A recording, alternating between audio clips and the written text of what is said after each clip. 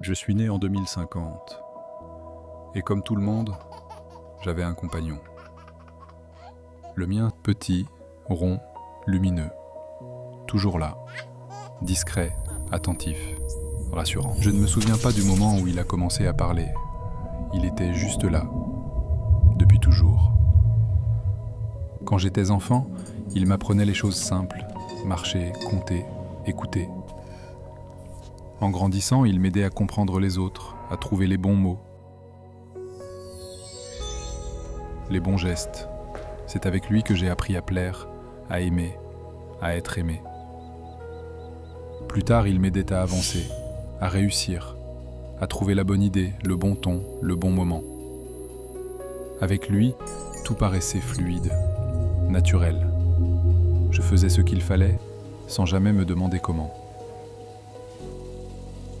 Et puis un soir, il y a eu l'accident.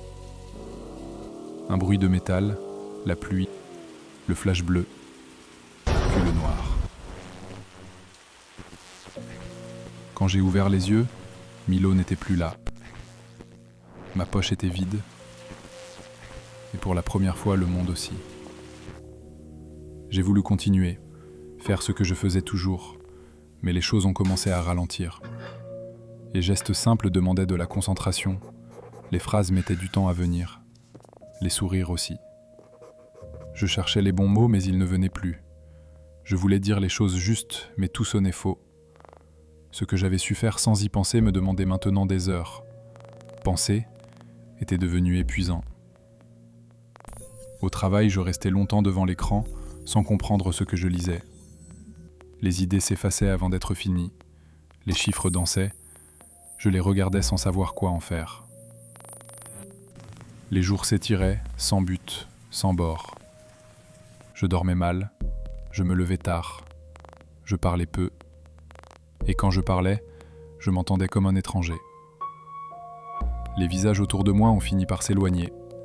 Je n'avais plus rien à leur donner, plus de réponse, plus d'élan. Tout ce que j'avais construit s'est effacé doucement. Le travail, l'amour, la clarté. Et aujourd'hui, je l'ai retrouvé. Milo. Dans un tiroir, entre des papiers et des clés, fendu, silencieux. Je l'ai pris dans ma main, il était froid, léger, comme un souvenir qui ne m'appartient plus. Je l'ai observé longtemps. Il ne bougeait pas. Je me suis dit qu'il était cassé, mais au fond, c'était moi qui ne fonctionnais plus. Ce n'était pas seulement lui que j'avais perdu, c'était tout le reste. Je l'ai posé sur la table et je me suis allongé. Je n'ai plus la force, ni l'envie, ni la clarté.